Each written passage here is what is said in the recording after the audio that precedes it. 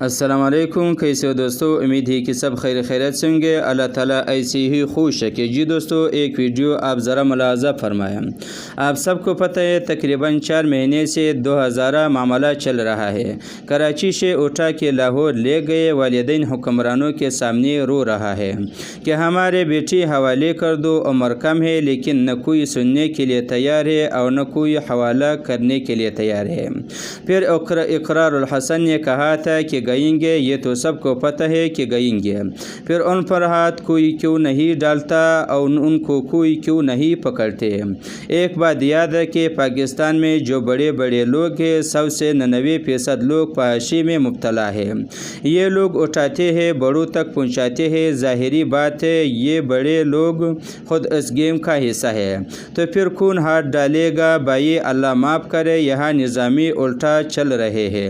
ایک ویڈیو آپ ذرا دیکھیں، کہا جا رہا ہے یہ بھی ان کی کارندگی کی خفیہ ویڈیو ہے۔ آپ خود دیکھیں، آپ خود کو اندازہ ہو جائے گا۔